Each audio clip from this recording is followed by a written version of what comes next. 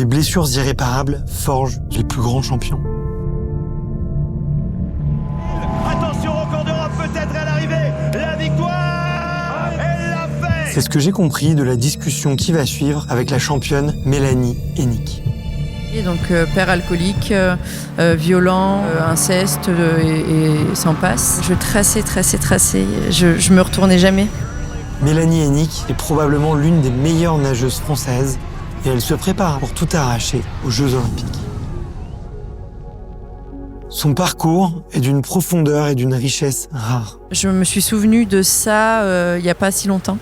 Tout m'a explosé un peu à la gueule. Elle nous montre comment un travail sur elle-même et sur ses blessures lui a permis de surperformer à tous les niveaux. Derrière, je fais la meilleure perf mondiale, je me qualifie, je bats le record. Et c'était fou, quoi. Au-delà de son histoire personnelle, Mélanie est une athlète en constante recherche d'axes d'amélioration et de progression. Si tu prends plaisir, si tu cherches à devenir meilleur, à aider les autres, à donner, en fait, je crois que... Alimentation, conditionnement mental, spiritualité, elle nous partage tous ses apprentissages dans ce podcast. Mais c'est les jeux.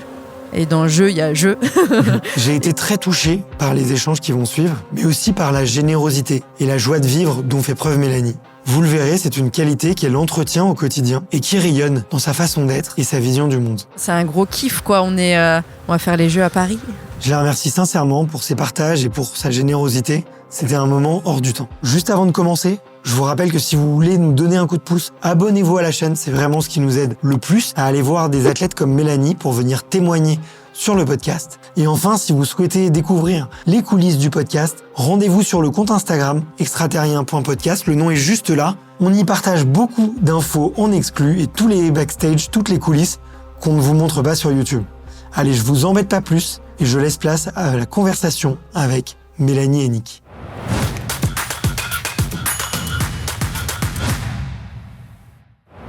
Eh ben, salut Mélanie. Salut. Comment vas-tu ? Ça va, très bien. Je suis ravie d'être là. Ravie que tu m'aies donné cette opportunité. Je crois que ça va être très intéressant. Écoute, c'est moi qui te remercie déjà pour l'accueil, parce qu'on est dans un grand lieu du sport et aussi un lieu très ensoleillé que j'apprécie beaucoup. Et aussi parce que je pense que tu es une des personnes que les athlètes m'ont le plus recommandé en 4 ans et demi d'interview sur Extraterrien. Encore hier, avec effectivement Arnaud Gérald que je rencontrais, c'est lui qui m'avait recommandé de parler de toi. Et du coup, je suis un peu ému parce que je connais beaucoup de choses sur toi et du coup, ça faisait un moment que j'attendais cette interview. J'avais envie de la faire au bon moment, un moment où je me sentais prêt, mature et à la hauteur de toi, voilà, tout simplement. Merci beaucoup, ça me touche beaucoup. C'est les athlètes qu'il faut remercier. Ouais, aussi, mais je te remercie toi. C'est sûr qu'on est dans un cadre idéal. En plus, il y a le soleil, donc on va s'amuser, quoi. Allez. Ouais. Alors pour les auditeurs qui sont juste sur les applications audio, allez jeter un coup d'œil sur YouTube. On est au Cercle des Nageurs de Marseille. C'est quoi la plage et le... On est à côté de la plage des Catalans et en face des îles du Frioul. Et du Château d'If, voilà. Ouais, donc un des plus beaux spots de vue à Marseille. Donc, c'est pas mal. Je le mets dans le top 3 des meilleurs spots des interviews de l'année, donc merci pour ça. Cool. Donc encore une fois, je suis trop content. Mais avant qu'on parle de Nats, qu'on parle aussi de... Je t'ai dit que j'aime bien me déconstruire aussi sur ma masculinité. J'avais envie de parler de je sais pas comment je pourrais... Je sais pas, de relations, voilà, amoureuses, au sens large, dans le sport, parce que je sais que c'est un sujet qui est particulier, qui est encore un peu dur. Mais avant tous ces sujets, et j'espère qu'on va mettre beaucoup de bienveillance, beaucoup d'intelligence, et faire grandir les âmes et les pensées. La première question que je pose à tout le monde, c'est pour essayer de me connecter à ton enfant intérieur, c'est de savoir quel est ton premier souvenir de sport. Ouais. C'est drôle parce que j'en ai un très précis... c'était c'était la médaille du jeune nageur. C'était un meeting qui avait lieu à Amiens à l'époque. Ok. Et donc j'avais 11 ans. Et donc c'était des 25 mètres déjà. et en fait, j'ai fait... c'est là-bas que j'ai eu ma première médaille. Ma toute première médaille. Et je me souviens encore du chrono. Et je crois que cette médaille, je l'ai encore. Ok. Et j'avais remporté le 25 mètres nage libre en 15,91. Ok. Et ça, c'était vraiment un beau souvenir parce que ma maman était là et c'était pas loin du jour de son anniversaire. Et ouais, j'étais très contente parce que j'avais trop envie d'avoir une médaille, quoi. Enfin, Ok. et puis j'avais envie de gagner. J'avais déjà envie. Je crois de la compétition et déjà je rêvais de faire de belles choses, quoi. Ok. Ouais. C'est marrant. Aussi jeune, t'avais déjà cette envie de devenir nageuse? Ouais, ça c'est venu très rapidement. J'habitais à côté de la piscine, déjà ça aide. Ouais.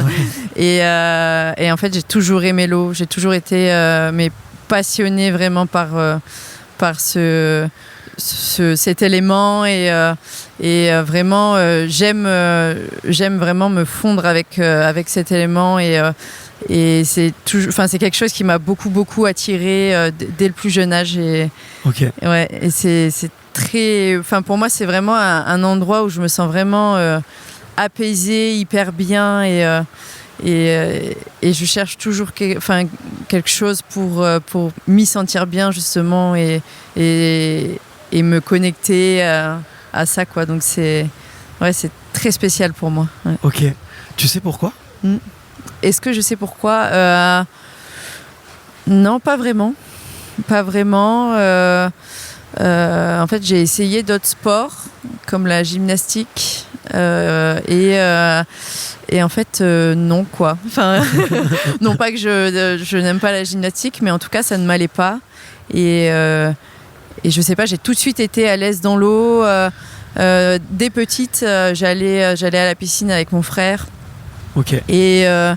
Et donc j'allais dans le grand bain alors que vraiment j'étais interdite, quoi. Enfin, j'étais trop jeune, en fait, j'étais trop petite et à l'époque du coup les maîtres nageurs me donnaient une bouée pour pas que je me noie, quoi.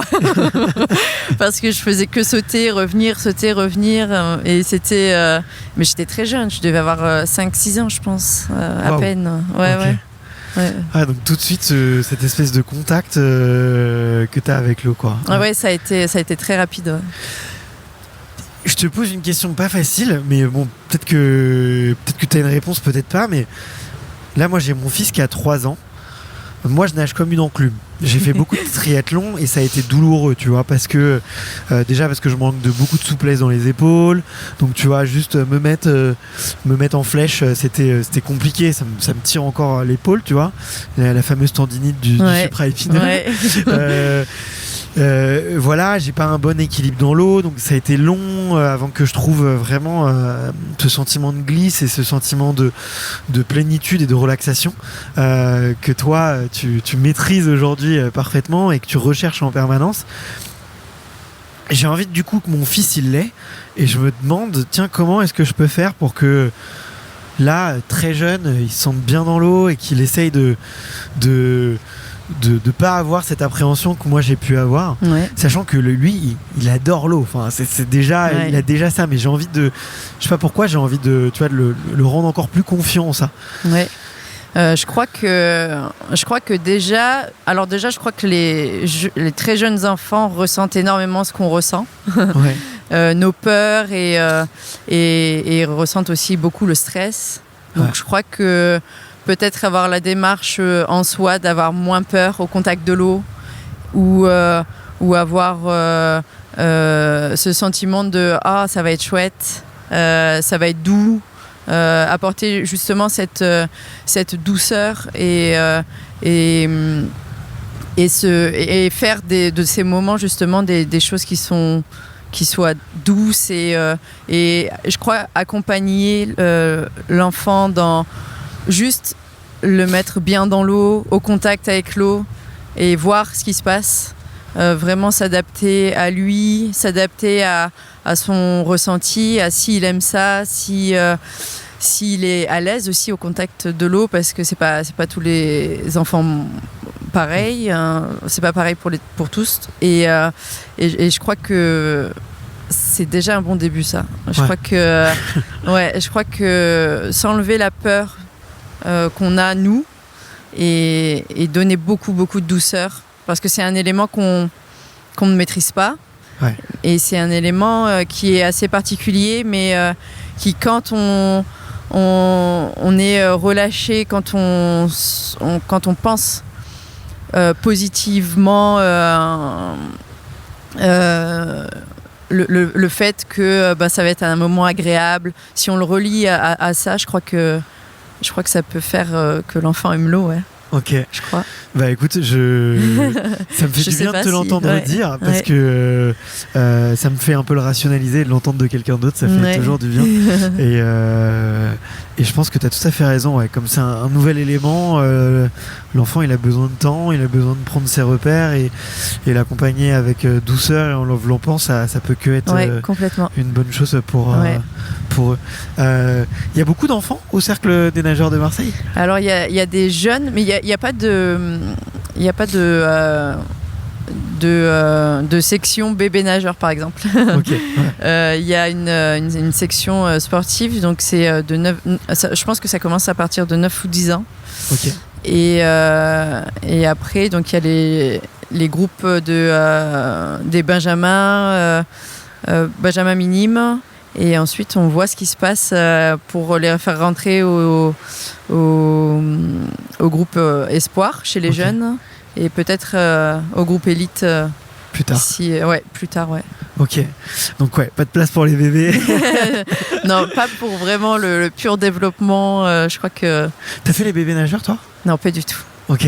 Non, pas du tout. En fait, non, j'ai pas fait les bébés nageurs. J'ai commencé par une école de natation. À l'époque, on passait les dauphins, donc il y avait plusieurs dauphins, et c'était ça commençait au dauphin vert, il me semble. Dauphin vert, bleu, orange, jaune et or, tu vois. Et donc au or, c'était t'avais 9-10 ans et tu rentrais en club. Enfin, tu avais le choix, quoi. Tu pouvais rentrer en club ou non. Et donc moi, je suis passée par ça. Mais j'ai commencé, je pense à 6 ans, quoi. Ok. 6 ans, et du coup 11 ans, t'as dit ta première course. Ouais. Ok. Pas ma première course, mais ma première médaille. Ta première médaille, ok. Parce qu'avant ça, c'était... En fait, avant ça, je faisais des petites compétitions, des petits challenges, des trucs qui avaient lieu à la piscine, tu vois, mais rien de très concret, tu vois. C'était rien avec le club. C'était des choses comme ça, quoi. Et ouais, c'était drôle. Enfin, ce moment est quand même assez rigolo. C'est chouette. Et tu m'as dit que tu voulais assez rapidement, que tu as su assez rapidement que tu voulais devenir nageuse. J'ai du mal à me rendre compte quels sont un peu les rôles modèles pour toi à l'époque. Maintenant, je vois les jeunes qui se mettent à nager. Quand on voit toutes les générations dorées qu'il y a eu depuis 10 ans, et toutes les médailles, même depuis plus, tu vois. Avant, c'était un petit peu moins le cas, tu vois. Il a fallu vraiment que je m'y penche pour découvrir les nageurs qui étaient au top niveau quand moi j'avais 5-6 ans, ou qui auraient pu me faire rêver. Après, il y a aussi la génération 98 du football qui a un peu tout écrasé aussi. Mais toi, c'était qui je sais pas, les nageuses, les nageurs qui t'inspiraient, ou même les athlètes qui t'inspiraient au sens large? Alors moi, il y a eu la grosse génération d'Athènes 2004. Parce que Athènes 2004, j'avais 12 ans. Et que j'ai vu gagner l'or au 400 libres. En fait, tout ça, ça a déclenché beaucoup de choses. Mais je me souviens surtout des championnats d'Europe en 2006. Et en fait, c'est là, je me suis dit, je sais pas, je regardais la télé et je me suis dit, en fait, c'est là que je veux être. C'est à ce genre d'événement auquel je veux participer. C'est là, c'est ce à quoi je rêve et je crois que c'est pour ça que je le fais. Et je crois que j'ai toujours cherché à m'identifier à quelqu'un quand j'étais jeune, à pouvoir briller et apporter quelque chose peut-être à cette équipe de France, même des plus jeunes en fait. Parce que je suis rentrée en équipe de France à l'âge de 16 ans et en fait quand je suis rentrée dans cette équipe de France, j'étais avec cette génération, c'était la génération plus 2008 Pékin, Ouais. et je me suis dit waouh, ok, bah la TML quoi, enfin, Ok. et donc ouais, il y a eu toutes ces générations de nageurs. Je me suis entraînée avec Fabien Gillot, Fred Bousquet, Flo, 4 ans après. Enfin, c'était assez fou, quoi. Donc, ouais, c'est une chance aussi, mais je crois qu'il y a eu beaucoup de travail pour Bien pouvoir sûr. être là, quoi. C'est cool. C'est clair. C'est cool, on kiffe, quoi. Ouais. Je pense qu'il y avait beaucoup de jeunes filles et de jeunes mecs qui auraient voulu être tu vois, dans ton cas et Ouais. côtoyer ces gens-là, quoi. Ouais. Donc toi, tu t'es donné les moyens, donc Ouais. t'es allé jusqu'au bout. À partir de quel moment ça devient sérieux ? Ça se concrétise. Tu l'as mentionné un peu, c'est quand tu commences à rentrer en équipe de France et que tu nages avec eux, ou peut-être c'est un peu avant. Est-ce qu'il y a eu un moment où tu te souviens et tu t'es dit waouh, là ouais, j'ai passé un étage, c'est bon, je suis crédible. Ouais. En fait, je crois déjà, ça doit se décider. Je crois qu'on doit prendre une décision à un moment donné, à se dire pourquoi tu t'entraînes en fait, qu'est-ce que tu veux vraiment, qui tu veux être, et en fait moi, alors Marlene, c'est celle qui m'a formée quand j'étais toute jeune, donc celle qui m'a connue à partir de mes 9-10 ans, tu vois. Ok. Et me ramène de l'entraînement un soir et me demande ok, Mel, est-ce que un jour ça te dirait d'intégrer le pôle espoir à Amiens? Je lui ai dit je sais pas, faut nager 2 fois par jour quand même. Et en fait j'étais hyper emballée par l'idée et je me suis dit ouais, pourquoi pas. Et puis en fait je me suis dit oh putain, peut-être que c'est trop, je sais pas. Et en fait on n'y était pas encore parce qu'il fallait faire des temps en fait, mais j'étais très proche. Mais j'avais 13 ans à l'époque et j'étais très jeune. Ok. Et en fait j'ai dit oui, en fait ça me tente, c'est quelque chose que je veux, mais je crois que j'ai vraiment acté ça dans l'heure qui suivait, quoi. Enfin, c'était en tout cas moi j'ai ce souvenir et je me suis dit waouh, ça veut dire que je suis capable de le faire si on me le propose. Ça veut dire que je suis capable de nager 2 fois par jour, de m'entraîner. Et ça veut dire qu'on croit aussi en moi. Et j'étais touchée par ça. J'étais touchée par le fait que on puisse croire en moi et me donner du coup la chance, parce que pour moi ça a été une chance d'intégrer ce pôle espoir. Et en fait je réalise 2 temps pour rentrer au pôle et donc j'ai intégré le pôle espoir à 13 ans, Okay. 13 ans et des poussières, quoi. Waouh, ouais, Ouais, super c'était jeune chouette. quand même finalement. Ouais, super jeune. C'est pour ça que j'étais encore j'étais en 3e, je crois. Donc T'es séparé des parents du coup à ce moment-là ? oui. Mais ça j'étais contente en fait d'avoir un peu mon indépendance mais déjà à 13 ans, enfin c'est Okay. maintenant quand j'y pense, je me dis putain quand même, quoi. La maturité. Ouais, c'est ça. Moi à 13 ans, ouais. si mes parents ils me laissaient, Ouais. c'était la tornade. Bon, après, Ouais, mais après j'étais vraiment accompagnée parce que il y avait Marilyn et Michel qui a été mon entraîneur pendant plus de 10 ans après, donc je crois que j'ai rencontré aussi de bonnes personnes, de belles personnes qui m'ont vraiment aidée et soutenue, et voilà, et ça m'a permis vraiment de rester sur ce chemin, quoi. Ok. Pourquoi est-ce que tu étais contente de quitter la maison ? Parce que c'était devenu trop lourd. J'ai eu une enfance un peu compliquée. Maintenant, ça va mieux, mais j'ai eu une enfance un peu compliquée. Donc, père alcoolique, violent et voilà, inceste et s'en passe. Et voilà, et j'étais contente de quitter ça, de quitter cette peur et voilà, et de pouvoir du coup me donner une chance et me construire à travers ça et non, c'est cool en fait parce que dans ce sport j'ai trouvé refuge et j'ai trouvé une passion aussi derrière que j'arrive à transformer, donc c'est chouette aujourd'hui.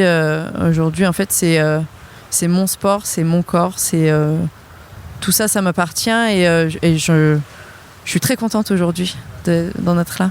Ouais, je pense que tu peux. Ouais, merci. Ça donne beaucoup d'espoir. Je connais pas, mais j'imagine à quel point l'adolescente que tu devais être était tourmentée par moments et devait se poser beaucoup de questions. Et moi, je suis toujours assez fasciné de voir à quel point le sport, ça permet de trouver des réponses. Ou en tout cas, parfois d'être simplement une échappatoire, tu vois, et simplement un chemin sur lequel tu t'embarques et qui te permet d'avancer, en fait, tout simplement, et de pas s'engluer dans quelque chose dans une spirale négative et d'en sortir. Ouais, non, c'est en fait je crois que je me suis pas posé de questions, justement. Je crois que j'ai foncé. Ouais. Je crois que je traçais, quoi. Je traçais. Je me retournais jamais. Okay. Et c'est ce qui m'a permis de pas tomber, de pas chuter. Et j'avançais, quoi. Et je crois que la natation, c'était ça. C'était allez, quoi. T'arrêtes, tu coules. On y va, quoi. Et c'est ce que je pense. Je crois que c'est comme le vélo, si tu t'arrêtes de pédaler, tu tombes, quoi. T'arrêtes. Donc c'est c'est marrant parce que quand je parle de ça, je repense aussi à cette sensation que j'ai dans l'eau, à cette légèreté que ça m'a apporté et que ça m'apporte encore. Et non, c'est chouette. T'as pu en parler à l'époque ? En fait, c'est fou parce que je me suis souvenue de ça il n'y a pas si longtemps. Ça date du confinement où tout m'est un peu tout m'a explosé un peu à la gueule, hein. Et voilà, et à partir de ce moment-là, je me suis dit, il faut que je me débarrasse de ça là. C'est parce que je me demandais pourquoi j'étais en colère, je me demandais pourquoi je pouvais vriller en un quart de seconde, pourquoi j'étais si parfois violente, et je crois que la natation, ça m'a aidé à me canaliser. Michel a été là, m'a beaucoup accompagnée, Marilyn aussi. Donc vraiment, je suis tellement reconnaissante parce que je crois que je ne serais pas cette femme aujourd'hui que je suis sans eux.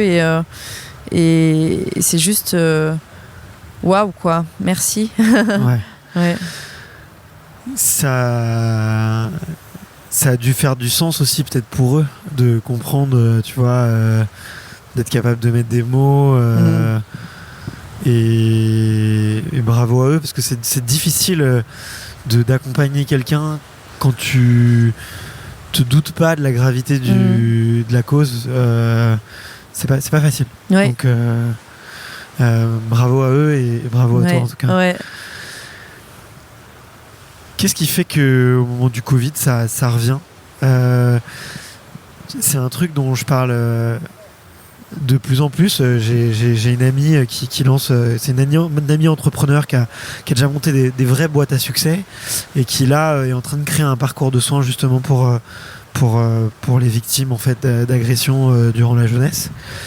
Et je discutais avec elle et elle avait écouté une autre interview que j'avais fait avec Pauline Ekambi quand on a parlé qu'on parle plus ouverte, enfin qu'on a parlé assez tôt en fait finalement elle dans sa jeunesse et le sport l'a sauvée également en fait, c'est son équipe de basket qui l'a protégée et en fait il y a le phénomène de l'amnésie, tu vois, alors, j'aime pas le mot victime, tu vois, mais c'est peut-être c'est peut-être le mot, on va dire, juridique qu'il faut utiliser. Mais en tout cas, ouais, il y a vraiment ce phénomène d'oubli et de ranger ça de côté pour ne pas repenser, justement, comme tu le dis, pour avancer. Et souvent, il y a un élément déclencheur qui fait que ça ressort. Oui. C'était quoi, toi, l'étincelle, si tu peux en parler? Je sais pas, je crois que l'étincelle en lui-même, c'est le confinement. c'est l'arrêt des jeux, enfin le report des jeux. Okay. On était à 2 semaines des championnats de France qualificatifs pour les Jeux de Tokyo. Et en fait, on s'est retrouvés tous enfermés chez soi. C'est fou parce qu'aujourd'hui, on a du mal à croire que cette période a existé. Mais oui, à ce moment-là, je sais pas ce qui a fait. Je sais pas. Je crois que si c'est arrivé, c'est que j'étais prête à le traiter, ouais.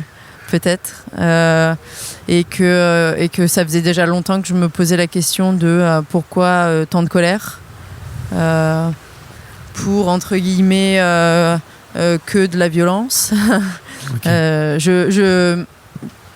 Je quand même pèse mes mots parce que de la violence, ce n'était pas que de la violence, mais pour moi, je me questionnais sur toute cette colère. Okay. Et du coup, au confinement, c'est vrai que ça m'est ressorti comme ça. Et je me suis dit, qu'est-ce que je vais faire de ça? En fait, qu'est-ce que je vais faire de ça?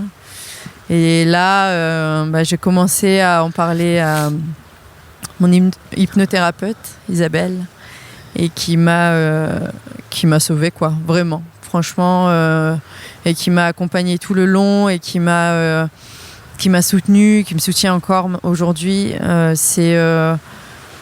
On a affronté ça ensemble. J'en ai parlé à mon entraîneur, à Julien, pendant le confinement et ça a été franchement une période très compliquée, très très compliquée. Et on sort du confinement. J'ai eu tous ces sentiments qu'on a, un peu la honte. Je me regardais plus dans un miroir. C'était vraiment difficile, quoi, difficile. Et donc à un moment donné, je me suis dit bon Mel, stop en fait. Enfin, tu vas t'en sortir, ça va aller. Ça va aller parce que de toute façon tout passe. Ça passe à un moment donné et en fait ça va bien se passer. Okay. Et donc j'ai fait ce choix de justement ne pas me laisser tomber. Ne pas me laisser tomber parce qu'on m'avait déjà laissé tomber. Et donc j'ai affronté ça. Et ça m'a demandé vraiment énormément de courage. Et encore une fois, à la natation, j'ai retrouvé refuge dans ça. Et on sort du confinement courant mai, il me semble. Hein. Ouais. Et là, je me dis, j'ai besoin de trouver un objectif de fin de saison.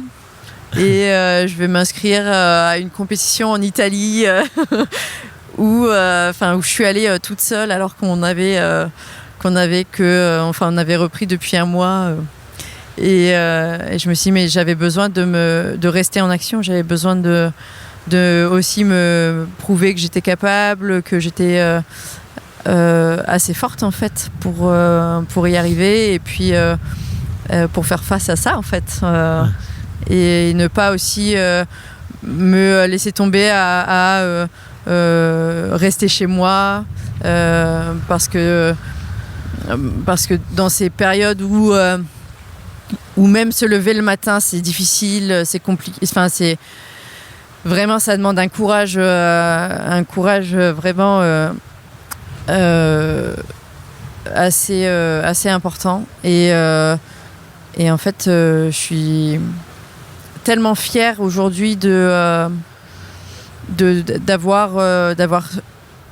osé en fait, d'avoir osé affronter ça parce que j'aurais pu l'enterrer encore mais je crois que j'aurais pas nagé aussi vite ensuite. Je crois que ça aurait été même peut-être la fin de ma carrière et en fait je me suis un peu refusée à ça et c'est fou parce que du coup j'entame un travail sur ça du confinement le travail ne s'arrête jamais mais c'est des étapes différentes de ma vie et donc on arrive un quota a été ouvert pour les sélections aux Jeux Olympiques et donc on reprend la saison en septembre et j'étais toujours dans un état vraiment c'était compliqué mentalement c'était compliqué de me dire que ça s'était passé que c'était d'accepter c'était d'accepter ce qui était dur d'accepter et puis il y a eu une sorte de soulagement quand même de me dire ok j'ai trouvé pourquoi j'étais en colère en fait j'ai trouvé mais putain tout ce que ça a ouvert derrière ça a fait beaucoup de mal quoi et mais du coup j'ai l'impression qu'on s'est vraiment plongé dedans et j'y suis allée et j'ai remué et j'ai cherché des moyens de vraiment m'en sortir et à côté je travaillais tellement dur dans l'eau j'étais presque à mon meilleur niveau parce que j'avais ce rêve de me qualifier aux Jeux de Tokyo en décembre. Il y avait une période de qualification qui a été ouverte de décembre à mars et donc je me suis dit je vais me qualifier en décembre et en fait je suis allée à ISL, c'est un tournoi un peu un tournoi international où se regroupent les meilleurs nageurs du monde en fait et là-bas alors ça s'est super bien passé mais pareil mentalement et tout c'était vraiment hyper compliqué, hyper difficile parce que je faisais des crises d'angoisse, j'avais peur de tout, c'était j'apprenais à me connaître je crois et à ressentir aussi toutes ces émotions que j'avais enfouies depuis plus de 20 ans et du coup quand ça sort quoi et tu contrôles pas, t'as aucun contrôle sur ça et en même temps faut pas avoir de contrôle sur ça parce que si t'as du contrôle tu t'avances pas, ça te fait pas avancer donc je me suis obligée de passer par ces moments douloureux parce que je savais que derrière ça allait être beau quoi okay. Et en fait ça l'a été parce que derrière je fais la meilleure perf mondiale de l'année aux 50 papes, je me qualifie pour les Jeux, je bats le record de France de 2 dixièmes, je bats mon meilleur temps de 5 dixièmes et c'était fou quoi donc j'ai tellement travaillé j'ai tellement travaillé sur moi et je travaille encore pour me retrouver moi en tant que femme pour me dire qui je suis, est-ce que ma performance m'appartient? Est-ce que je l'associe pas à quelque chose de douloureux et aujourd'hui, je crois que je suis en train de trouver la réponse et je suis en train de vraiment transformer justement la natation et transformer ma vision de ce sport et aussi la vision de toute ma carrière en fait et j'en fais quelque chose qui m'émeut beaucoup aujourd'hui parce que waouh, il y a du chemin quoi. Il y a du chemin et c'est pas tous les jours facile, mais je crois que quand on persévère et quand on y va et quand on y croit et quand on croit au beau, je crois que on rencontre des gens formidables déjà et je crois que on s'en sort en fait. On s'en sort toujours. Merci pour ce très joli message d'espoir. En tout cas, je pense que tu l'incarnes pleinement. C'est pas juste des mots, c'est aussi une posture, une attitude et du don aussi, comme tu es en train de le faire. Je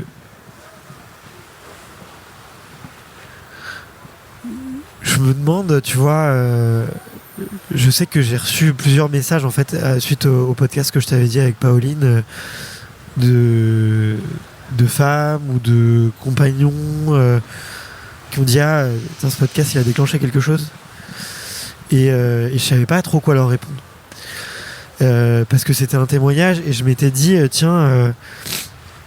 qu'est-ce qu'on peut recommander, tu vois, peut-être à une femme qui...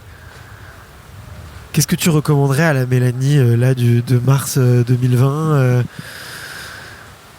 pour que ça soit peut-être... tu l'as dit, il ne faut pas lutter, faut accepter, il faut se faire accompagner, faut...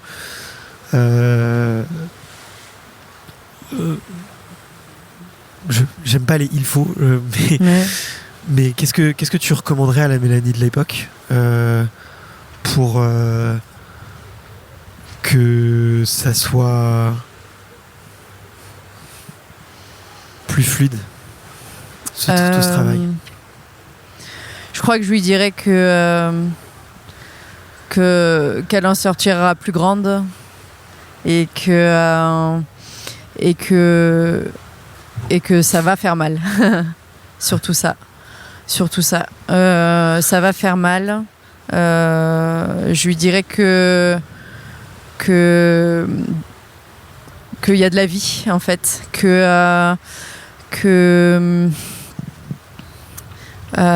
et que ça vaut le coup. Ok. Qu'est-ce qui a changé en toi, dans ton comportement?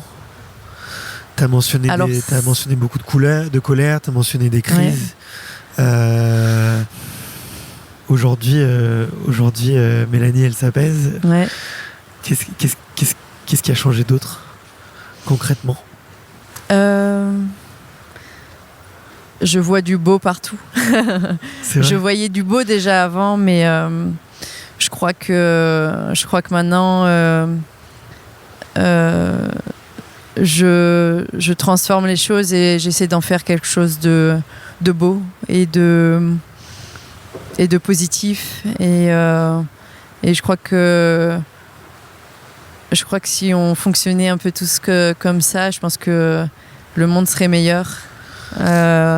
J'essaie de donner un maximum parce que je crois que plus tu donnes et plus tu reçois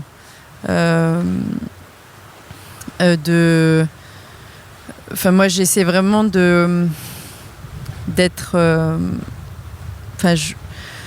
je sais pas comment dire. Je crois que je suis reconnaissante. Ouais. Je suis reconnaissante parce que tout ça, parce que j'ai la chance et je crois que aussi je me suis donné la chance, mais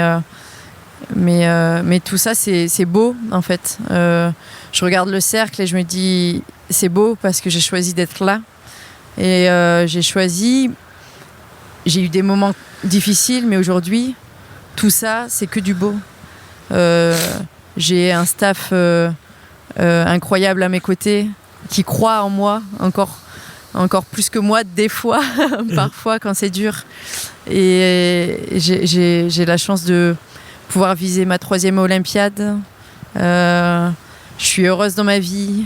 Ma maman est venue habiter ici à Marseille. Je suis passionnée par ce que je fais, par mon envie que j'ai de me lever le matin. Et ça n'a pas toujours été le cas. Et j'ai beaucoup travaillé ça avec ma psy qui me disait lève-toi avant tes pensées.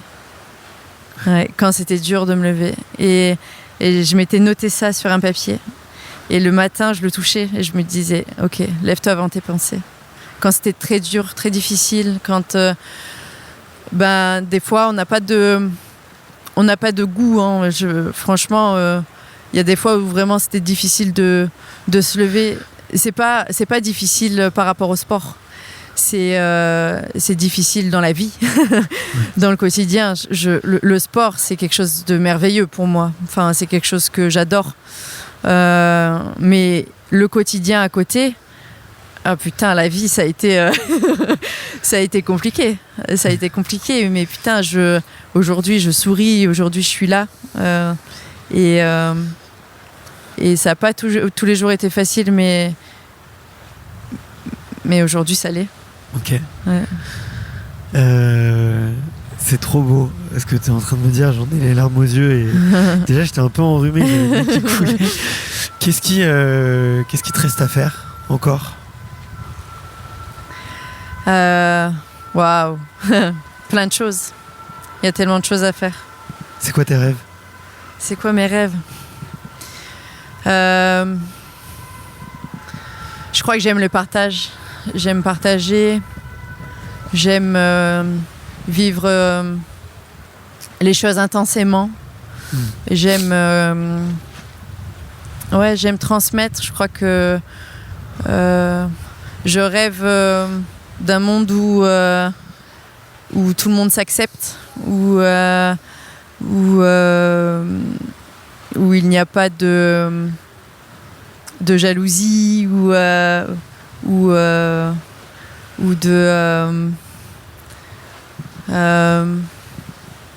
de méchanceté, ou vraiment je rêve de partager et de transmettre ce que je sais. C'est difficile comme question. Parce que dans cette question, il y a forcément le rêve de la sportive, mais je crois que ça va au-delà de ça. Je crois que bien sûr que je rêve d'être championne olympique, bien sûr que je rêve d'avoir une médaille à Paris, mais je crois que si on veut rêver plus grand, il faut voir plus grand. Je crois qu'il faut s'ouvrir. Et moi, j'ai envie de m'ouvrir. J'ai envie de m'ouvrir à plein de choses. J'ai envie d'oser faire ce dont j'ai envie. J'ai envie de rêver grand. Alors, je sais pas si on peut parler de projet, si on peut... je sais pas, mais en tout cas, j'ai envie d'oser. J'ai envie d'oser faire les choses.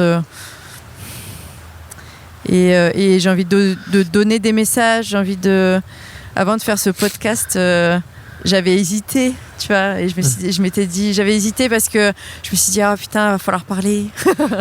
Va falloir parler, et puis il va falloir parler de toi. Et je me suis dit, qu'est-ce que tu peux dire? Et après, je me suis dit, n'y pense pas. Et tu verras, tu feras au feeling, fais-toi confiance. Et je crois que j'ai envie de passer des messages, parce que je crois que mon histoire, elle est belle. Je crois qu'il y a forcément des choses à en tirer. Et si je peux partager, ouais, je crois que c'est ça. Ouais. Ok. Merci beaucoup. Ouais. Je sais que on se connaît pas et tu me dois rien et t'es pas obligé de faire tout ça, et si tu le fais c'est parce que t'as envie justement déjà de partager et de faire avancer. Donc merci beaucoup, et puis merci au nom des auditrices, des auditeurs que ça peut inspirer, et j'en doute pas une seule seconde. Si on parle un tout petit peu de sport quand même. Ouais. Je te posais la question juste avant qu'on enregistre.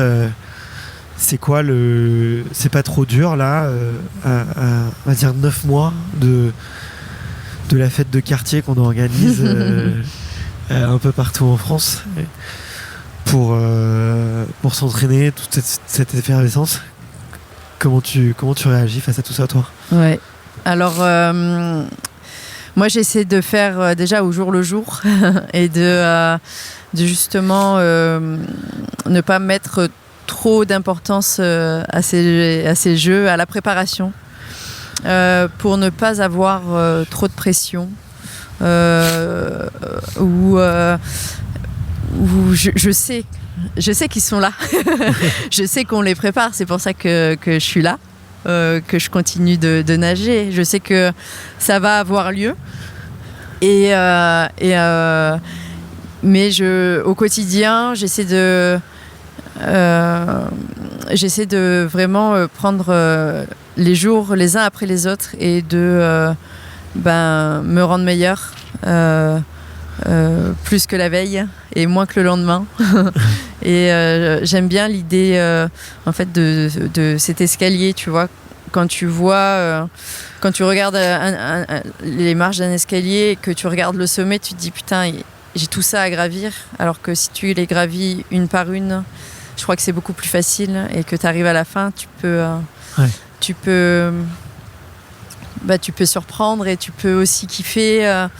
Je crois que si tu prends plaisir tous les jours dans ce que tu fais, si tu cherches à te rendre performante à l'entraînement, en dehors, à devenir meilleure, à aider les autres, à donner, en fait, je crois que t'arrives au jeu, t'as juste envie de t'amuser, quoi. Ouais. Je crois que les jeux, c'est vraiment ça. C'est une fête. C'est une fête, et il y a un gros enjeu, certes, mais c'est les jeux. Et dans le jeu, il y a jeu. Et ça, vraiment, j'ai envie de rendre ça joyeux. Et il n'y a pas de pression. Il n'y a pas de pression. Putain, c'est un gros kiff, quoi. On va faire les jeux à Paris. À Paris, quoi. Putain, ça fait 100 ans qu'on attend ça. En 2016, je fais mes premiers Jeux Olympiques à Rio, et je me dis... Waouh, je sais pas si j'aurais la chance de faire ceux de Tokyo, parce que je m'étais qualifiée vraiment de justesse. C'était vraiment difficile, et je m'étais dit waouh, pourquoi pas être actrice à Tokyo, et puis ça se trouve, t'imagines les Jeux à Paris, mais j'aurais 32 ans, je sais pas si j'aurais nagé, et regarde, je suis là, c'est fou, quoi. Et 31 ans d'ailleurs. et c'est fou. Je me dis putain, c'est trop bien, quoi. C'est trop bien. Et non, on essaye justement de pas se mettre de pression, et de s'amuser, surtout.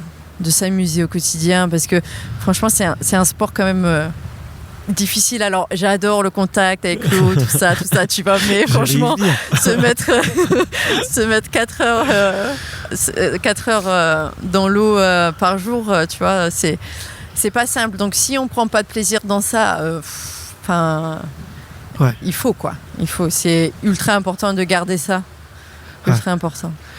Ouais, mais c'est un sujet qui revient beaucoup avec les nageurs, et ça tombe trop bien que tu en parles, parce que j'aime beaucoup cette notion de jeu, et de pas oublier que c'est la fête, parce que moi je le vois, tu vois, côté média, il y a tellement d'engouement, une pression, et je l'ai vu là avec la Coupe du Monde de rugby, quoi.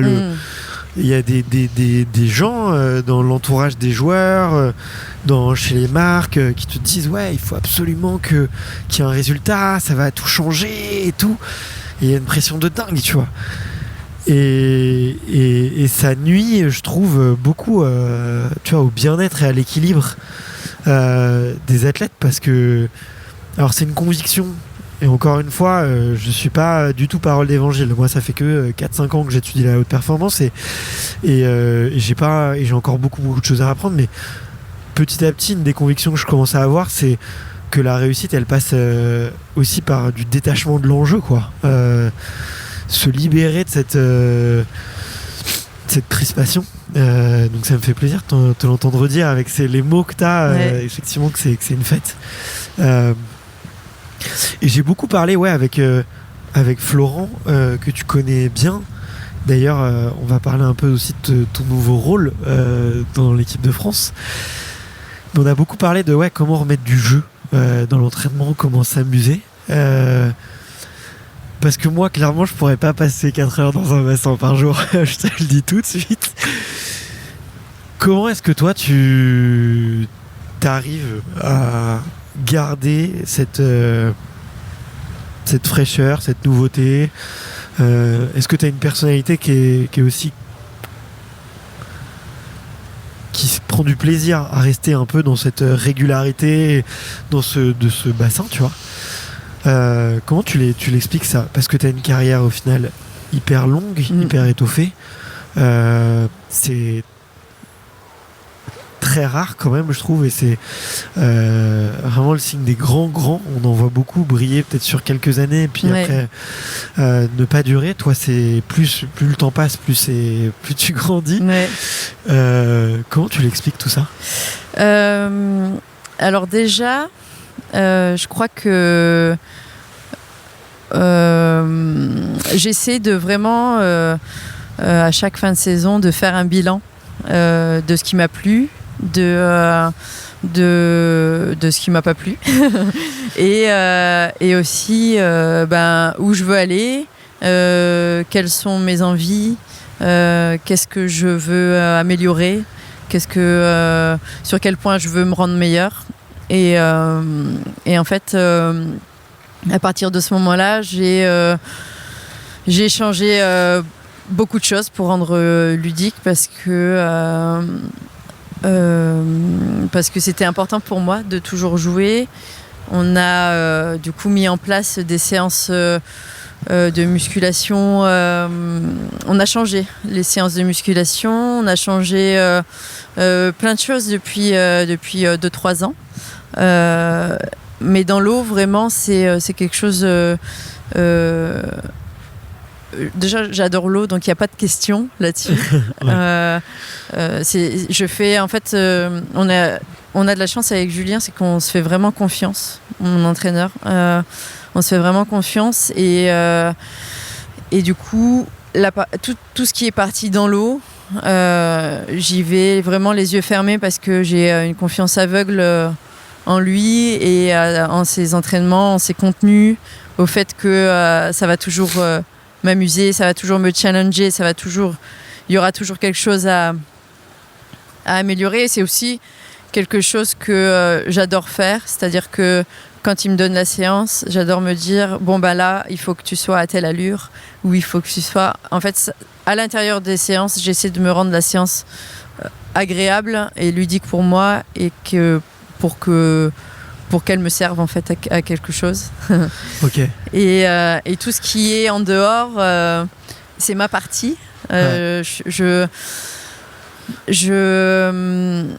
suis passionnée par tout ce qui est rapport au corps, et tout ce qui est comment utiliser son corps, et comment le rendre plus efficace dans l'eau, comment le rendre plus aquatique. Okay. C'est de la recherche, quoi. Et comment on fait, du coup? Et en fait, je me suis inspirée d'une joueuse de tennis l'année dernière, Maria Sakkari. Okay. Mais surtout de sa préparation physique. Et en fait, je l'ai trouvée hyper explosive, hyper forte, en fait, tout court. Hyper forte. Et je me suis dit, waouh, c'est vers ça que je veux aller, parce que c'est des séances de musculation qui sont mouvantes, quoi, qui bougent tout le temps, qui sollicitent beaucoup de coordination et on pourrait le croire, ou non, mais la coordination, c'est pas encore mon truc. Okay. Alors dans l'eau, oui, mais en dehors de l'eau, non. et du coup, j'ai voulu vraiment travailler différemment l'année dernière. Et on a discuté du coup avec mon préparateur physique, Antoine, et mon entraîneur, Julien. On a discuté de ça et des changements qu'on pouvait apporter à ma préparation physique et pour aussi rendre le quotidien agréable et de plus en plus être de plus en plus performante et continuer d'aimer ce que je fais. Ouais. Et donc on s'est inspiré de ça. Je fais beaucoup de pilates. Okay. Je me suis mise à la danse récemment. Wow, quelle danse? Ouais, plutôt classique. Ok. Ouais, donc c'est que le début. Hein. Tranquille. Aussi, elle commence sur la barre et tout. Pour le moment c'est tranquille, c'est vraiment les bases. Mais voilà, j'adore être dans la recherche. Je suis passionnée par tout ça. À côté de ça, j'adore la nutrition, j'adore la prépa mentale.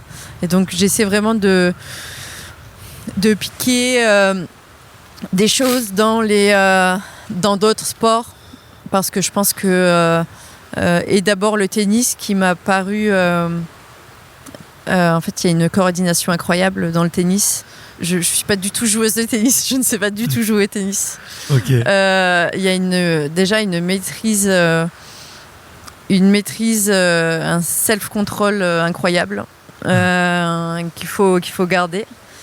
Et aussi cette coordination de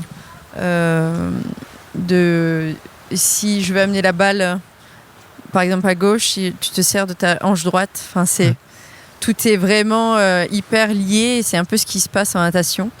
Et donc je sais pas de quoi c'est parti, mais j'ai voulu tester tout ça et ouais, je me suis... Ouais, voilà. Trop bien, mais moi je t'encourage à 1000%. Là, je suis en train de lire des livres justement sur la plasticité du cerveau. Et dans le sport, en fait, c'est encore plus vrai. Alors, c'est aussi beaucoup... ça marche aussi avec les sciences cognitives, tu vois, si t'es passionné de mathématiques et que t'apprends un peu la physique, ça t'ouvre une autre version des mathématiques et du coup t'as des connexions neuronales qui sont, mais c'est encore plus vrai dans le sport, tu vois, et quand effectivement quand tu as pratiqué la natation pendant des dizaines d'années et que tu te mets en fait à explorer d'autres choses autour, ça te redébloque des choses sur la natation, ouais, tu vois, donc, parce que le cerveau, il y a des nouvelles connexions neuronales qui se font, des nouvelles connexions cerveau-muscle et qui te permettent de faire des mouvements différemment dans d'autres formes de positions et c'est hyper efficace. Et je t'encourage beaucoup sur la danse, parce que la danse, c'est en termes de rapport au corps et de gestion de son énergie dans l'espace, c'est quand même ultra efficace. Moi en ce moment je me mets au cirque. Trop bien. Une fois par semaine avec un copain et ça m'apprend à être la tête en l'air, enfin la tête en bas, à tourner. On fait des sangles. Alors d'ailleurs je fais du cirque, c'est pas vrai. Enfin on fait des sangles. Donc c'est un peu comme des anneaux, sauf que la sangle tu te l'entoures autour de la main. Ouais, je vois. Puis t'apprends à monter, tu vois, comme sur tes anneaux, et puis t'apprends à te mettre en chandelle, du coup à avoir la tête en l'air. Et souvent aussi l'exercice un peu de base, c'est de faire du spin. Donc c'est te mettre à tourner très très très vite. Et tu tournes très vite, et puis t'apprends à faire des figures. Et c'est ouf. Et moi je vois à quel point ça me débloque des trucs dans le crossfit, dans la course à pied, parce que mon rapport au corps il change complètement. Donc ouais, je comprends. J'imagine tout à fait. T'as parlé un peu de nutrition et prépa mentale. C'est quoi tes routines, tes exercices, tes convictions? Est-ce que tu as un régime particulier? Est-ce que tu as des habitudes particulières de prépa mentale? Ouais, alors ça c'est une grosse histoire, ça. Alors, en fait, en 2019, je ne me qualifie pas au championnat du monde parce que Je me fais une déchirure au petit pec de 4 cm. Donc une blessure vraiment ultra chiante. Chiante qui m'a empêchée de nager pendant en gros 12 semaines. Du coup, je me qualifie pas. Et je me dis bon, Mel, qu'est-ce qu'on fait 2019, on est à 1 an des Jeux. Et je me dis, bon, pars en vacances déjà, prends du repos. J'ai pris 2 mois de vacances. Je suis partie au Portugal. J'ai fait vraiment le vide. Et j'ai pris une feuille. Et je me suis dit, bon, qu'est-ce que tu peux changer ? Qu'est-ce que tu peux améliorer ? Sur quel point tu peux être meilleur ? Et en fait, il y en avait tellement. Il y en avait tellement, à commencer par la nutrition, à commencer aussi par la prépa mentale. Donc je me suis fixé des objectifs. 3 mois après, il y avait les championnats d'Europe à Glasgow. Et je m'étais dit, ok, je veux être championne d'Europe. 3 mois après. Et je me dis, qu'est-ce que je vais faire pour du coup y arriver. Et donc j'ai commencé à je travaillais déjà avec ma nutritionniste Hélène. Okay. Et du coup on avait mis en place un gros bilan sanguin où on mesurait vraiment les intolérances alimentaires, où il y avait vraiment voir à quel point mon corps était inflammé. T'as fait le test des 200 aliments là, ou c'est pas ça ou un dérivé peut-être? C'est pas exactement ça. Ok. J'ai pas le nom exact. Ok. Mais en tout cas, c'était vraiment un bilan ultra complet. Et si tu retrouves, ça m'intéresse. Ouais, carrément. Et en fait, il est ressorti de ça que déjà mon corps était hyper inflammé, forcément, puisque quand tu passes 4 heures par jour. Oui, puis au-delà de ça, en fait, je m'entraînais pas énormément pour me faire autant de déchirures, ou des déchirures aussi importantes. Et en fait, mon corps était hyper inflammé. Et on s'est dit, on va arrêter tout ce qui est lactose, gluten, et on va voir ce qui se passe. Et on va aussi supplémenter. Et du coup, je suis partie en vacances, j'ai arrêté gluten, lactose, et j'ai pris quelques compléments alimentaires. T'as pris quoi? Magnésium, collagène? Et j'ai repris l'entraînement. C'était la meilleure reprise de ma vie, quoi. Okay. J'avais pas passé une journée dans l'eau, dans un bassin. Ouais. J'avais nagé dans l'océan et tout, mais j'avais pas passé une journée dans un bassin. J'ai repris, j'étais à mon meilleur niveau, vraiment. C'était incroyable. Et même les entraîneurs, ils me sont dit wow, Mel, il y a un truc qui a changé, quoi. Et j'avais tellement plus d'énergie, j'avais plus de mal à respirer, déjà j'ai perdu aussi du poids, ça m'a aidé à être mieux dans ma vie, j'avais plus de douleur à l'estomac, quoi. Okay. Je me sentais vachement mieux, j'étais en capacité d'être tout le temps à fond à l'entraînement. J'avais de l'énergie, mais tout le temps. C'était vraiment impressionnant. Ça a été les 3 mois où vraiment j'ai senti une différence incroyable, quoi. Et de là, du coup, on s'est dit putain, plus de blessures, plus ouais, je touche du bois, hein. Je me suis pas blessée depuis, je me sens vachement plus en forme, et du coup je suis arrivée avec ce papier, cette liste que j'avais faite au Portugal, et je suis allée voir mon entraîneur Et je lui ai dit, écoute, je vais mettre ça en place. Je vais mettre un préparateur mental en place. Je vais arrêter le gluten, le lactose. Je vais voir un kiné. Je vais me mettre au pilates. Je vais faire attention à mon corps, en fait, tout ce qui est à l'extérieur du bassin. Et là, et du coup, je lui dis, je vais être championne d'Europe au mois de décembre. Et voilà. Et de là, on part. On est au mois de septembre. Et donc, nous voilà partis pour 3 mois d'entraînement. Et en fait, je me sens hyper bien. Les jours passent et franchement, je me sentais vraiment... mais en forme optimale, quoi. Vraiment, c'était mais même un bonheur, quoi. En fait, je crois que ça a été vraiment une relance dans ma carrière où déjà j'ai pris mon projet en main et j'ai pris les choses en main pour devenir meilleure et en tant que sportive et en tant que femme et moi dans ma vie.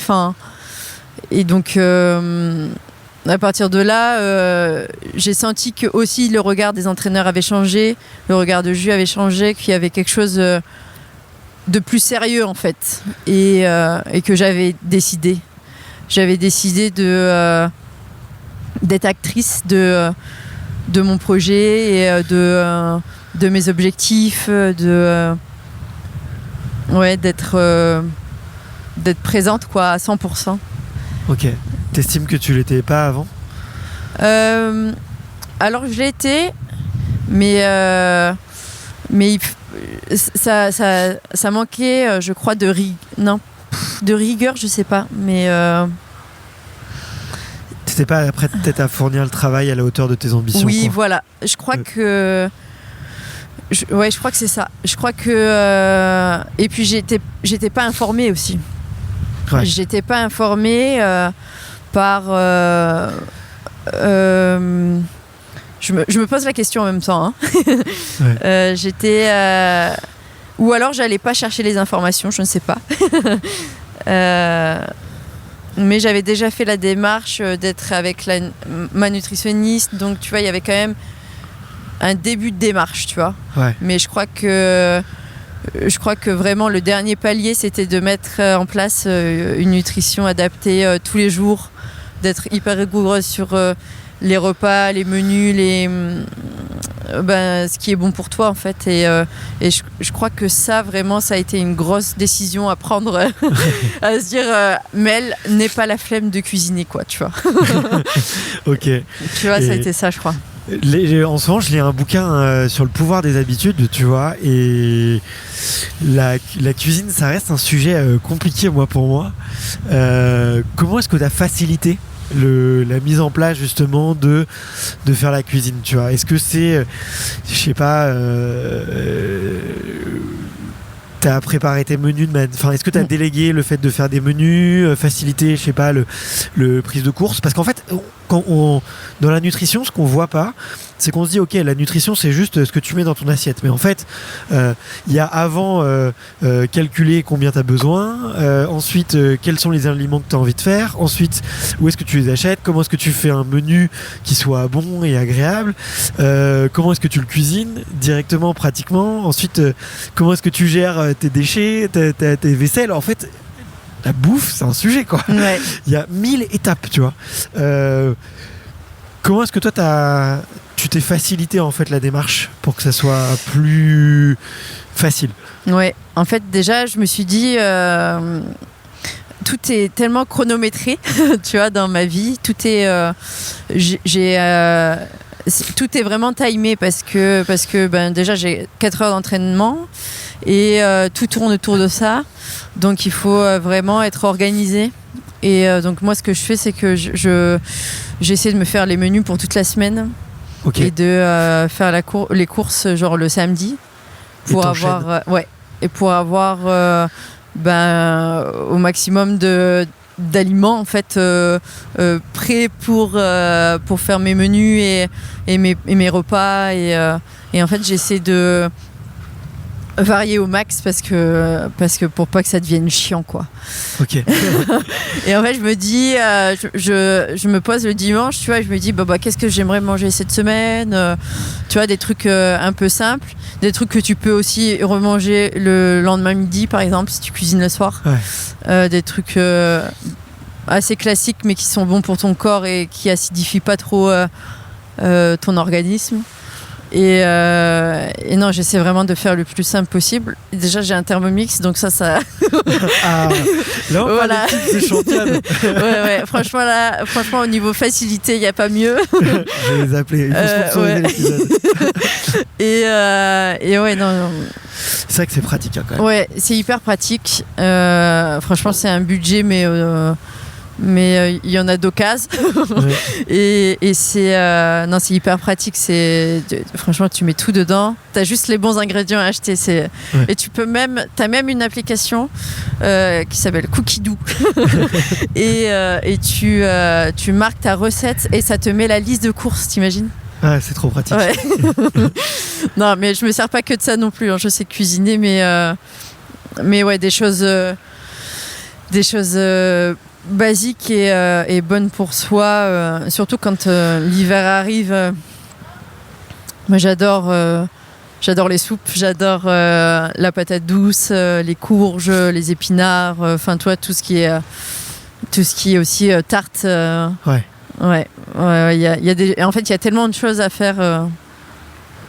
Ouais.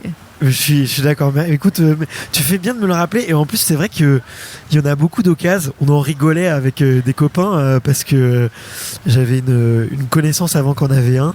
Et on se disait, et on se moquait un peu d'elle. On se disait, ouais, c'est l'outil que t'achètes, ça te coûte un bras. Et puis en fait, ça termine au placard. Ouais. En fait, si tu prends pas le pli et que tu te forces pas un peu au début, tu l'oublies et ça devient pas pratique. Ouais. Et en fait, je pense que le secret de ce truc-là, c'est de cet objet, c'est vraiment de l'utiliser à fond. Ouais, c'est de te dire, ok, maintenant j'essaye de tout faire avec, ou en tout cas le plus possible.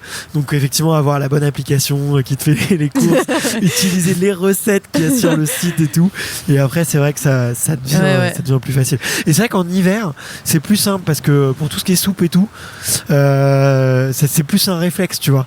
Puis après, t'apprends à faire, tu vois, des trucs un peu plus folklore, genre tu fais ton tiramisu, tu fais 2-3 autres. C'est clair.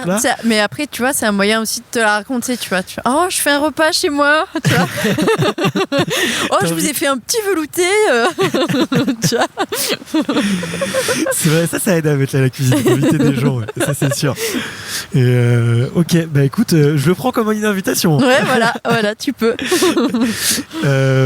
Écoute, trop chouette. Et c'est marrant.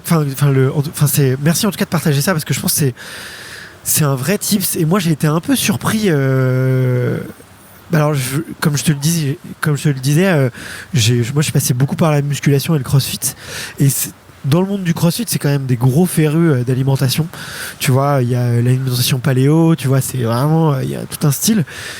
Et quand j'ai commencé extraterrien, des fois j'étais surpris de la connaissance des athlètes, parfois un peu faible, sur toutes les possibilités de régime qui existaient. Alors régime, ça fait un peu peur, mais en tout cas les modes d'alimentation qui existent, tu vois, entre effectivement le sans lactose, le sans gluten, plutôt végétalien, plutôt paléo, les crudivores, tu vois, et même juste des concepts de base, d'avoir une alimentation alcalinisante et pas acidifiante. Ouais, complètement. C'était pas toujours des concepts maîtrisés, tu vois. Donc t'étais loin d'être la seule parce que maintenant tu maîtrises parfaitement le sujet. Et je pense que il y a encore pas mal de choses à faire à ce niveau-là, quoi. Ouais, ouais, c'est clair. Et dis-toi, on m'a raconté que l'équipe de France de foot 98, alors ça remonte quand même, hein, c'est un petit... que avant la finale, le lendemain de la demi-finale, donc ils se qualifient, à l'hôtel, le chef cuistot avait sorti le midi fromage, saucisson, côte de bœuf pour fêter la victoire, tu vois.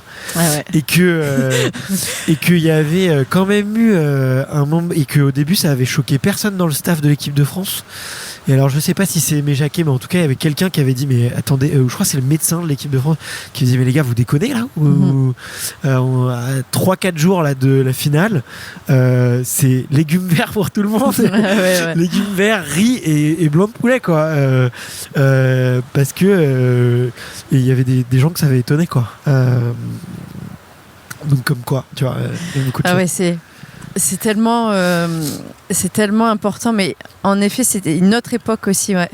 Je crois qu'on fonctionnait vraiment différemment et je crois qu'on n'avait même pas cette conscience, quoi, de l'alimentation dans le sport. On s'intéressait pas encore à ça.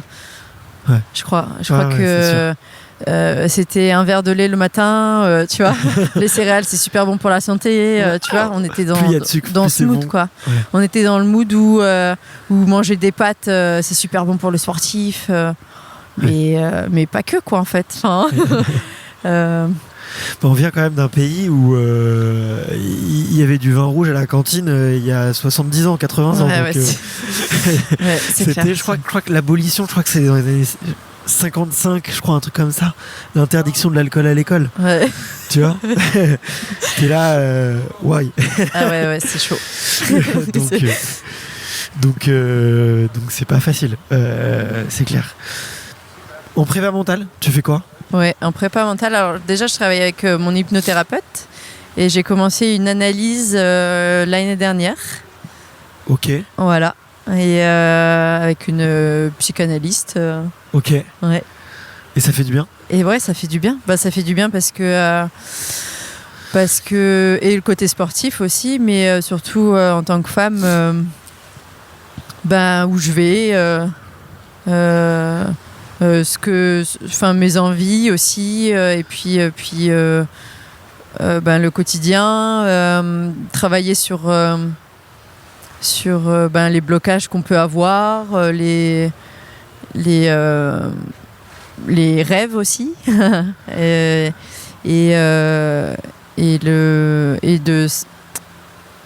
en fait, moi j'adore avoir plein de points de vue extérieurs différents, et je crois que l'analyse m'apporte ça, et m'apporte aussi cette légèreté, dans le sens où tout est ouvrable. Ok. Tout est, on peut aller vers plein de choses, et après, ça reste là, et puis on va y penser ou pas, et inconsciemment ça va faire son chemin, quoi. Donc ça, j'aime cette idée, quoi. Ok. Et est-ce que tu as des petites routines au quotidien autour de ça? Des petites routines sur mon mental, en prépa mentale? Ouais, je sais pas, du journaling, de la méditation, des paroles réconfortantes, je sais pas. Ouais. Alors je médite, j'essaye de méditer beaucoup. J'essaye de me calmer. Avec la respiration, je fais aussi un peu de yoga à côté, tu vois, donc pour vraiment aligner le mental et c'est même pas le mental, c'est vraiment pour calmer le mental surtout. Pour pas qu'il prenne trop de place, et puis en fait continuer juste à être dans l'instant. Ok. Et le yoga m'aide beaucoup, la méditation, quand je peux, quoi. Ok. Tu lis un peu?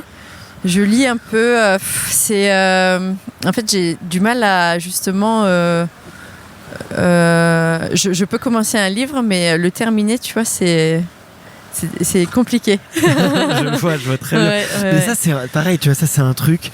En France, on a un pays de littéraire. Quand on commence, il faut le terminer. C'est un truc qu'on t'a appris à l'école. Tu vois, on te file un bouquin, il va falloir faire un résumé. Donc, déjà, t'es obligé de le lire en entier. Et on te pose des questions qui sont sur je te vois t'étirer l'épaule, ça me fait penser quelque chose à cette séance aussi. Mais tu vois, c'est un truc très franco-français, et qu'il faut absolument terminer les bouquins. Et je pense que ça crée un rapport à la lecture pour les enfants, notamment, alors je dis pas que parmi les athlètes de haut niveau vous êtes tous hyperactifs ou qu'on est tous hyperactifs, mais il y a quand même beaucoup, tu vois, qu'on a un peu tous, tu vois, beaucoup d'énergie, beaucoup d'hyperactivité, parfois dans certains cas des légers troubles de l'attention, parfois des gros troubles de l'attention. Et ouais, ça met l'obligation de terminer un livre, ça nous fait ressentir un sentiment de culpabilité quand on n'aime pas lire, qui fait quand on n'aime pas un bouquin, qui en fait nous fait avoir un rapport très négatif à la lecture, tu vois. Alors que des fois un livre, tu vois, tu pourrais l'ouvrir, juste lire 2 pages au milieu, le reposer et le rouvrir 6 mois après, tu vois. Ouais. Après, je suis pas sûre d'avoir un rapport, tu vois, négatif à la lecture. Je crois que c'est plus je crois que en fait le truc c'est que je lis des fois le soir. Ouais. Sauf que le soir j'ai envie de dormir quoi. Donc en fait quand je lis je vais lire 3 pages et je vais avoir envie de dormir en fait. Enfin, c'est classique. Mais du coup faut juste que j'arrive à, je crois, trouver un moment par exemple comme ce moment là où je me mette dans un autre endroit, tu vois. Je crois que ça pourrait m'aider à peut-être terminer un livre, tu vois. Okay. Mais ouais, en fait, je crois que je préfère les documentaires plutôt que les livres. Ok. Ouais. Je crois que je suis plus image que lecture, quoi. Ok. Ouais. Et ok, trop bien. Bah écoute, si tu veux un petit tips, moi pour lire, moi je suis passé au livre audio à 100%. Ah ouais, j'avoue. Avec tu vois abonnement sur la marque de la plus grande librairie du monde. Et en audio, ça te coûte 100 € l'année et du coup t'as 12 livres, t'en as un, tu peux en commander un par mois et ça va parfaitement en fait. Et du coup je me force pas, je me dis juste ok, un livre ça dure environ en moyenne c'est entre 4 et 5 heures. Donc je me dis 10 minutes par jour, en fait à la fin du mois je l'ai terminé et je résume en plus dans ce petit carnet un peu ce que j'aime bien et du coup c'est beaucoup plus facile, tu vois. Pour moi ça m'a décomplexé par rapport à ça. Ok, bah donc, franchement si jamais t'essayes. Ouais. Il y a 2 derniers sujets. Je vois que l'heure tourne pas mal. Et comme tu m'as dit que ton agenda était hyper rempli, j'ai pas envie de te garder trop longtemps. Mais le premier sujet que je voulais aborder avec toi, c'était... je sais plus exactement depuis quand c'est, mais c'est ton nouveau statut dans l'équipe de France. Puisqu'elle était capitaine. Non ? J'ai une bêtise ? J'ai été capitaine pendant plus de 7 ans. J'ai arrêté. Ah, t'as arrêté ? Ouais, j'ai arrêté depuis l'année dernière. Enfin, depuis là, cette année. Ouais, oh d'accord, ok. Ouais. Parce qu'il me semblait qu'au mois de mars-avril, t'étais encore capitaine. Ouais. En fait, on coupera ça. Non, pas du tout. C'est un choix de ma part. Ok. C'est un choix de ma part parce que je crois que les valeurs de la fédération et les miennes ne collaient plus, en tout cas. Donc voilà, j'ai préféré du coup penser à moi et à ma carrière et ensuite voilà, j'ai juste pris cette décision pour moi me libérer de ça parce que j'avais pas envie de mettre trop d'attentes sur ce rôle. Okay. Mais ça me va très bien, c'est vraiment je suis hyper en accord avec ça, il n'y a aucun problème, quoi. Et bah écoute, désolé, tu vois, c'est de ma faute. Non, il n'y a pas du tout à être désolé, vraiment. vraiment. Faute d'avoir mes notes pas là. Pas de problème. J'ai renversé l'information. Donc ouais, ok, pas d'animosité, juste besoin de toi de faire autre chose. Et ouais. En fait, j'ai juste pas senti de soutien de la part de la fédération, donc voilà, j'ai voulu penser à ma carrière. Ok. Voilà, c'est simplement ça. Ça marche. Ok. Et ben écoute, et ça te libère? Tu te sens aujourd'hui plus complètement. Okay. Ah oui, complètement. Oui, Est-ce que c'est un rôle qui est prenant? Non, c'est pas prenant, c'est juste quand en face on n'est pas pris au sérieux, ben voilà, je préfère me donner de l'énergie à moi-même, tout simplement. Ok. Et ouais, bah, ça se comprend totalement. Ouais. Ok. Écoute, le dernier sujet, alors j'ai pas pu faire une transition, j'ai voulu chercher un peu, mais je te raconte mon histoire personnelle, ça fera une transition. C'est que j'ai fait 6 ans de rugby, de mes 18 à mes 24 ans, et dans le vestiaire il y avait un garçon qui s'appelait Romain, qui était super sympa, tu vois. C'était le mec enveloppant, doux, qui avait toujours de l'écoute et tout. Et en fait, je me sens hyper coupable parce qu'un jour, je l'ai pas vu venir, et c'était lui qui avait besoin d'écoute ce jour-là. Et j'ai mis beaucoup de temps avant de réaliser en fait qu'il était en train de m'avouer un truc hyper important sur lui. C'était que il faisait du rugby entre copains, et que des fois lui il avait un rapport à la masculinité qui était différent, parce qu'il avait de l'attirance, et qui faisait son coming out, tu vois. Et en plus j'étais pas nécessairement concerné par ça, tu vois, c'était juste on était potes, et j'ai été hyper immature ce jour-là, j'ai pas su l'écouter, j'ai pas su l'accueillir, et je m'en veux encore depuis, parce que on se parle presque plus, et parce que j'ai pas su être ce bon copain, tu vois, à la hauteur de ce que lui il avait pu être. Et du coup j'ai une question qui me taraude depuis plus de 10 ans maintenant, c'est comment est-ce qu'on accueille bien un coming out. Et je voulais te le poser à toi. Je sais pas si t'es ok pour en parler. Ouais. Parce que je sais que t'en as parlé assez librement, toi, dans le sport, et assez tôt. Et dans le monde du sport, j'ai l'impression que c'est encore un peu tabou, que c'est pas facile pour tous.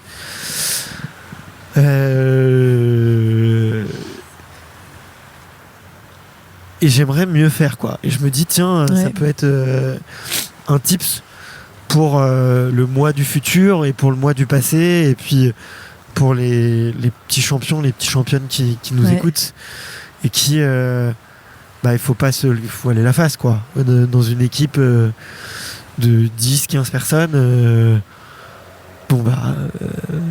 c'est ok, quoi. Le monde de demain, il doit être ouvert à tout type de désir, et à tout type de sexualité, ou même de non-sexualité. Comment ça s'est passé pour toi? Comment ça s'est passé pour moi? En fait, moi, c'est... ça arrivait assez tôt, quand même, cette question, parce que je sentais que j'avais de l'attirance pour les filles, pour les femmes, et en fait, au début, j'ai un peu refusé l'idée, parce que je me suis dit, au début, je pensais ne pas être normale, quoi. Et en fait, au bout d'1 an, j'avais 15 ans, quoi. Enfin, donc très jeune. Et au bout d'1 an, je me suis dit, Mel, c'est comme ça, quoi. C'est comme ça.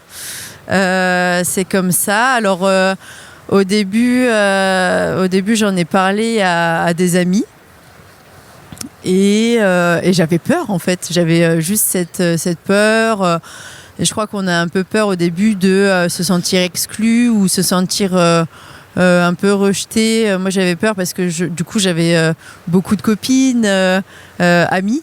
Et j'avais peur que du coup elles changent leur regard sur moi en se disant que finalement peut-être que j'avais de l'attirance pour elles alors que c'était pas le cas quoi. Et en fait tout s'est très bien passé. Tout s'est très bien passé. C'était en fait ça a été ok quoi. Ça a été ok.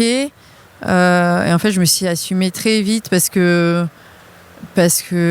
aussi j'étais dans un moment où je te disais tout à l'heure, tu vois, je traçais quoi. Je me retournais pas et puis celui ou celle qui pensait du mal de moi, je m'en foutais vraiment. Enfin, ça m'atteignait pas du tout.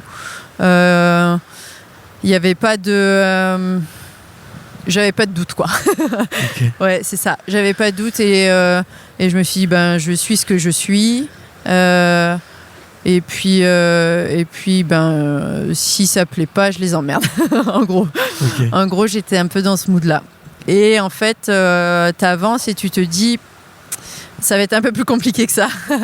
parce que tu fais face à quand même pas mal de méchanceté, pas mal de gens qui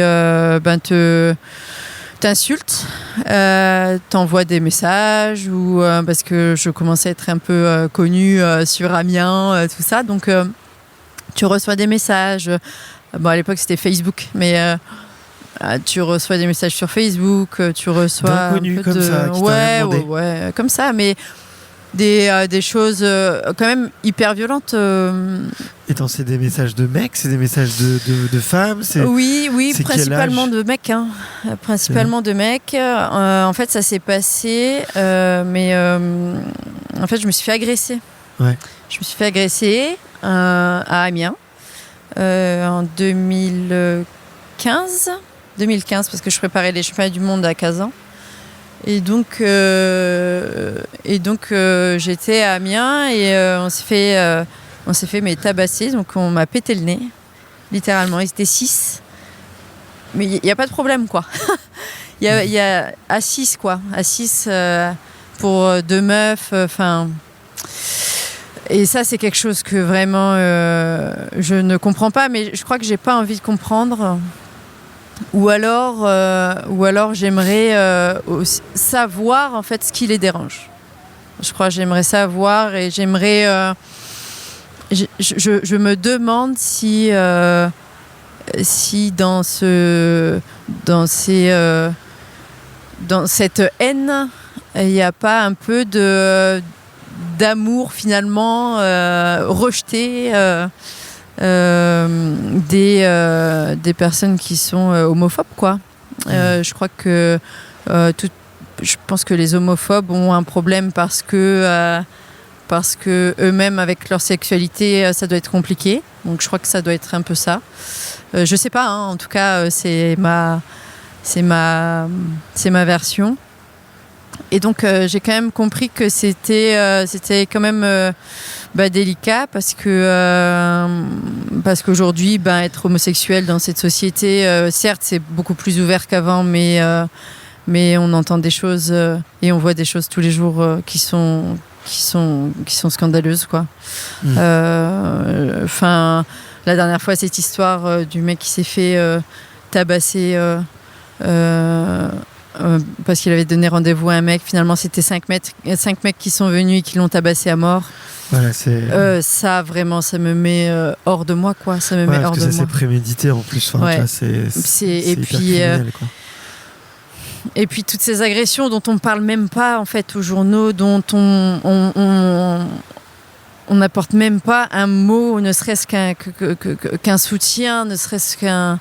Moi j'ai voulu vraiment porter plainte et donner de la visibilité à cette agression parce que il y a tellement de gens qui peuvent pas en fait, il y a tellement de gens qui peuvent pas le faire et qui sont qui passent inaperçus quoi. Enfin jamais on va évoquer ça, ou alors c'est vraiment une fois de temps en temps où mais l'homophobie existe et c'est douloureux quoi. C'est douloureux, c'est vraiment c'est quelque chose que je ne comprends pas, parce que le bonheur, il n'y a pas de frontières, en fait, il n'y a pas de race, il n'y a pas de sexualité, il y a pas le bonheur, il est universel, donc je ne comprends pas ce qu'on leur enlève, en fait. Ouais. Ou enfin, on va pas briller plus que l'autre, ou on va pas, vraiment, il y a de l'incompréhension et il y a de l'injustice, et je crois que l'injustice, vraiment, c'est ce qui m'énerve le plus et ce qui me touche le plus. Ouais. C'est vrai que c'est, comme tu le dis, t'enlèves rien à personne, en fait. Non. Ouais. Et a priori, tu causes du trouble à personne. En fait, je pense que chacun a sa place dans la société, et que chacune a le droit, en fait, d'être qui il ou elle est, en fait, veut être, que ce soit des personnes transgenres, que ce soit des queers, que ce soit, mais peu importe, en fait, peu importe. Vraiment, et c'est ça aussi dont je rêve, c'est justement ce monde sans haine, où vraiment tout le monde s'accepte, et putain, ça ferait un bien fou, quoi. Je te le fais pas dire. Et toi, tu t'es affirmé tôt, ce qui a permis sûrement de clarifier beaucoup les relations, où tu sais qu'il n'y a pas d'ambiguïté. Tu vois, des fois, ce qui peut mettre de la gêne, des fois c'est peut-être l'ambiguïté ou l'incompréhension. Et quand c'est affirmé, ça, tu sais, je sais pas comment dire, mais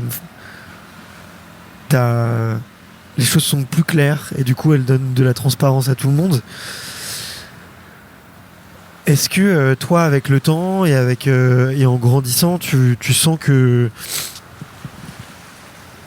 dans le sport, en tout cas, les choses sont plus facilement acceptées, que ça soit, tu vois, avec alors soit le corps accompagnateur, en fait, du sport de haut niveau, parce que je pense que, tu vois, je pense qu'il y a encore 20 ans, effectivement, un entraîneur ne savait pas parler nécessairement, notamment dans les sports d'équipe, ne savait pas parler forcément à une population gay, tu vois. En tout cas, dans les vestiaires d'hommes, tu vois, je pense qu'ils n'étaient pas formés pour, et ils n'avaient pas forcément le tact pour. Mais est-ce que toi, tu trouves que les choses avancent quand même dans le bon sens, dans le monde du sport ? Oui, je crois que les mentalités, elles changent et elles évoluent, et je crois que il y a aussi un laisser parler et une ouverture. Je crois qu'on va vraiment dans le bon sens. Après, c'est vrai que c'est intéressant dans les sports d'équipe de savoir comment ça se passe, et ça, c'est vrai que j'ai pas cette vision-là, donc je sais pas, mais en tout cas. J'ai l'impression que déjà on en parle beaucoup plus, et que aussi les athlètes osent de plus en plus s'affirmer, et aussi justement, je crois que pour aider les jeunes générations qui arrivent, et aussi servir de modèle, entre guillemets, et pour donner de l'espoir aussi, parce que je crois que derrière chaque témoignage ou chaque image qu'on a, c'est un moyen de se dire que on n'est pas seul, que c'est un moyen aussi de partager et de s'accepter aussi, parce que des fois, je crois que faire un coming out, c'est pas facile pour tout le monde, et ça dépend aussi de plein de choses. Il y a des familles qui n'acceptent pas du tout, ou des familles dans lesquelles c'est très douloureux, et je crois que si on peut véhiculer un message, apporter du soutien et aider ces personnes-là, franchement, c'est trop bien, quoi. C'est trop bien, parce que je crois qu'on mesure même pas ce qu'on peut l'espoir qu'on peut donner. Et donc je crois que si on est OK, nous, avec ça, avec l'idée de pouvoir transformer les choses et d'aller justement dans le bon sens et de s'unir les uns les autres et de justement ne pas créer de différence, c'est une bonne chose pour la suite, quoi. Ok. Bah écoute, on va rester sur cette note positive et ce message rempli d'optimisme et effectivement juste aimons-nous les uns les autres, c'est quand même ce qu'on nous a appris et c'est ce qu'on dit dans tous les livres religieux, quoi. Aime ton prochain peu importe comment il est et sois tolérant avec lui, et c'était les premières c'est la base commune de toutes les philosophies et des fois on l'oublie trop souvent. Ouais, c'est clair.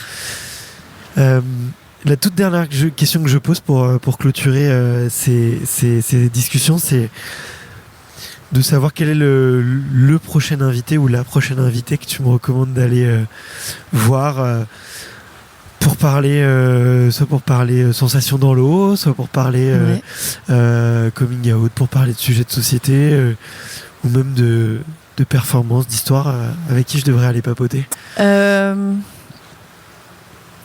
Alors comme ça, c'est ni un nageur, en fait c'est un membre du cercle que j'ai appris à connaître il y a pas longtemps. Il s'appelle Ara Kachadourian. Okay. C'est un aventurier. Je crois vraiment qu'il a une histoire incroyable. Okay. Et son dernier exploit, c'est d'avoir relié Marseille et Marseille au Liban à la rame. Ok. Ouais. Je crois que cette personne a des choses à transmettre et à partager vraiment incroyables. Et c'est fou, j'ai appris à le connaître il y a pas si longtemps que ça, parce que comme je t'ai dit tout à l'heure, j'apprends à m'ouvrir un peu aussi aux gens à l'extérieur et je vais chercher en fait